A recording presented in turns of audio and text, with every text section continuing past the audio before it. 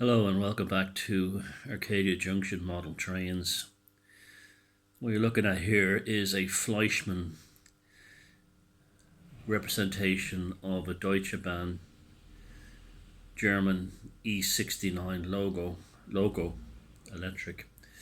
They were built originally in 1904 and then were later converted to be able to work on the German rail network as a whole. Although the locomotive, the entire class, I believe, spent its entire working life in Bavaria, in the Garmisch area, hauling passenger trains and freight and doing shunting around stations. The loco still exists today. This Fleischmann model it's a classic. Lots of people have had it. It's built at a very high standard. It's got the famous Fleischmann pancake motor. I've had to convert to couplers, and it runs very, very well. And I've been told that it's not particularly accurate as a model. It's got I can't say for certain, I don't know, but it's got some discrepancies concerning its difference from the real thing. There is a thing I do know, that some Fleischmann models are actually made to 180 scale rather than 176. But this looks like, 187. This looks 187 to me. It looks like classic HO. Now, there was a couple of different types of these locomotives built, but this is not the one I want to talk about in this video. This one is.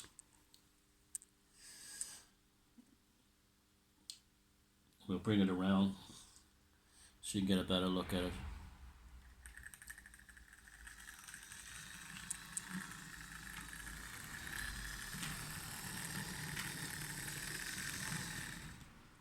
Now, this is a Pico, or Piko, Piko, HO version of the E69. Now, they don't look the same, but this is what the class was like. There were variations.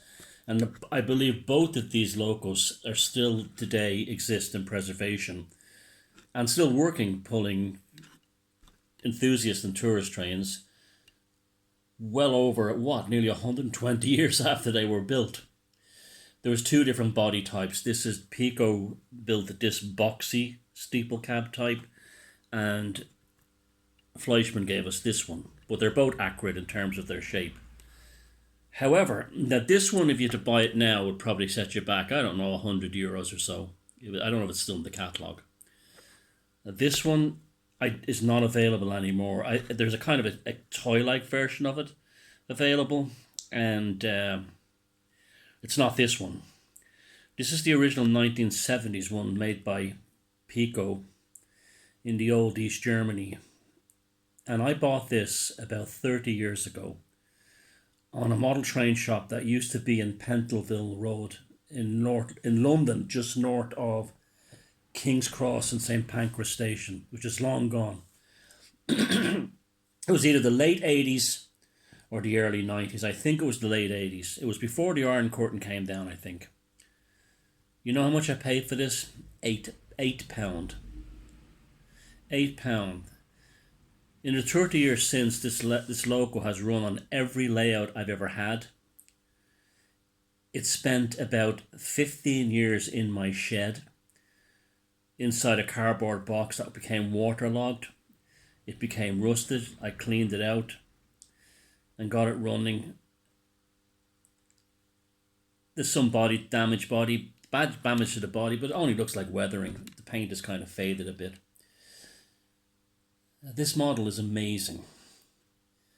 Whatever engineering they employed in building model trains at Pico Gutstold, the name for the company, these guys knew what they were doing. It has a pancake motor similar to what you get in Lima and Fleischmann.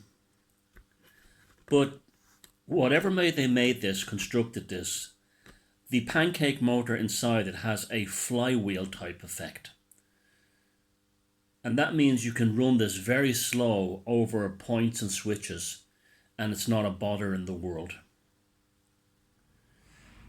The maintenance that I've given this has been very little over the years. I think one buffer broke off and I replaced it. And that was it. That was my own fault. I dropped it. So this thing has been through the wars, literally. It's been through the Cold War, and it's been through the operational wars, and as well as the neglect wars of me when I had to go away and work for a while. But here it is, after 30 odd years. And I use this at least once a week. I'll run this. In fact, when I was building layouts and building track, this is the loco I would use to test the integrity of points and switches and electrical connections. So this is an absolute workhorse, this Piko E69. They're not as cheap as they used to be online. I looked on eBay at the moment, and there's people want everything from, you know, 50, 60 pounds up for them when they come on market, because people who have them don't want to give them away. I'm glad I have this one. There's also a green one available, but I like the red one. It's hauling 3 Lima German suburban coaches. Let's have a closer look at these guys. Now these came in a set with a loco, but I got these for a bargain, and they're perfect nick. They are mint. And these kinds of 4-wheel coaches that operated on German suburban and regional services after World War II, there must have been thousands of them built. After the war, German railways were so terribly devastated by the war, bombing, this kind of thing, attacks by Allied aircraft, that there was a catastrophic shortage of rolling stock, particularly passenger stock, passenger cars, passenger coaches. So they made conversions, quick conversions and upgrades and builds, and came up with this basic standard design. Some of them are built with 6 wheels. These ones have 4 wheels. And they're very short, and they hold a limited number of passengers. But the purpose was just to get German railways running again. And these guys operated very quick turnaround services. So, for instance, they'd be constantly going back and forth from like a main station to a suburb, all day long, as much as possible, in order to increase capacity on the line. As the longer coaches, say like those double-decker East German ones over there, they were destroyed. So many of them were destroyed. And the East German Deutsche Reichsbahn, the latter version, also had their own 4-wheel and short coaches as well, that they developed quickly in a hurry. Now these guys were a lifesaver in Germany after World War II. They got the rail system moving enough to be able to keep it going while new coaches and new rolling stock were being built. And these Lima models are lovely. There's nothing wrong with them, and they run sweet, and they look great behind the Piko E69. So we'll gently begin our journey. This loco is incredibly silent.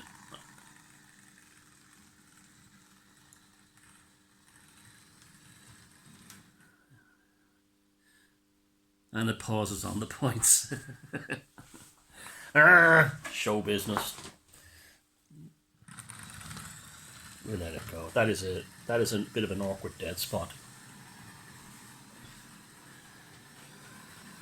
I must have ran that about 5 times before I came to make out this video. It chooses now to stop. But we'll give it a bit of speed. You can see how attractive it looks with the Lima Coaches. An ideal rake for a layout this size.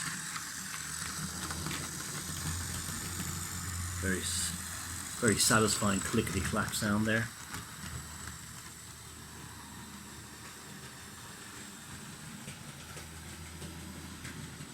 If you read books or articles written by people, I have a couple written by British people who went to Germany in the 1950s after the war, and they talk about how quickly the German rail system came back up and running, which is remarkable for lots of reasons. Not only the massive devastation to the infrastructure of rolling stock, but also things like the lack of manpower, the lack of staff, and just the loss of an entire railway culture, which came back very quickly. There was also the issue of locomotives, particularly, being taken as war repatriations, not only by the Soviet Union, we'll stop it in the tight curved station here, not only by the Soviet Union, but also by the French, everybody really. And although many of those locomotives would have been returned after the war, even the ones from the Soviet Union, they had to make do with whatever they had. And one of the workhorses of the post-war period was this wonderful little E69 loco. Now look how slowly it goes over the points here. Not a bother in the world. We'll stop it and go the other way. Pushing.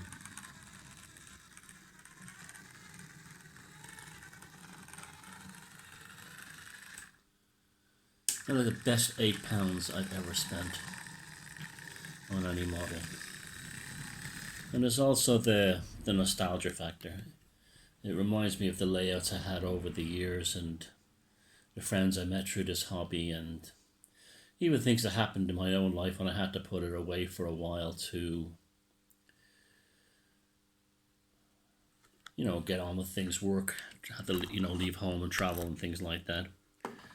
But let me take off this and put on the Fleischmann, just for comparison. I haven't run the Fleischmann in a bit, so we'll see how well by comparison it functions. I'll put there.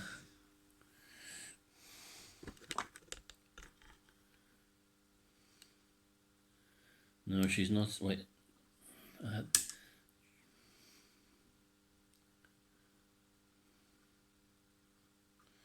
Nope, she's not happening. She should.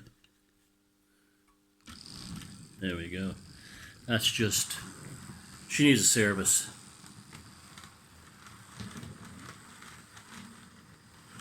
We'll give it a bit of speed just to knock the cobwebs out.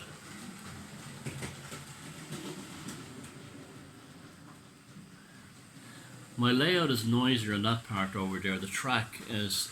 I have Fleischmann Profi track on that section, and it does tend to be a bit noisy when the trains are running over it. We'll make it do a lap. I mean, you can see there's nothing wrong with this loco. It's very nice. It's running well. It looks good with the Lima Coaches.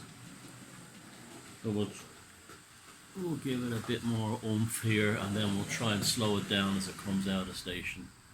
Just to compare its slow speed running to the Pico. But see, it's stalled on the point there. It wants to go. Just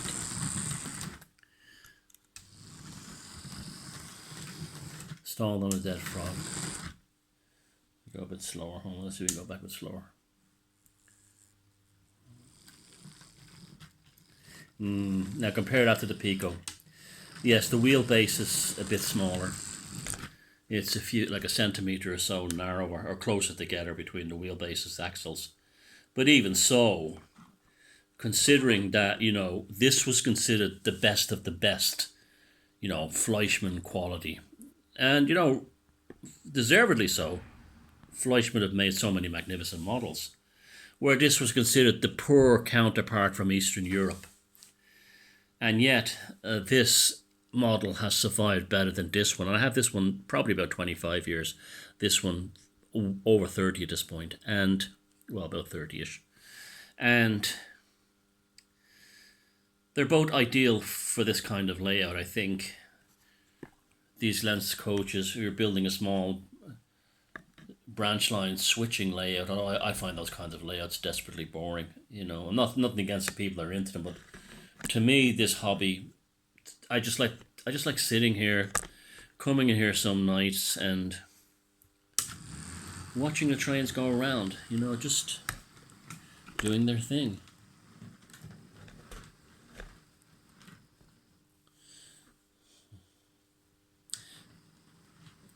Slight stall there, I'll give it a bit more juice.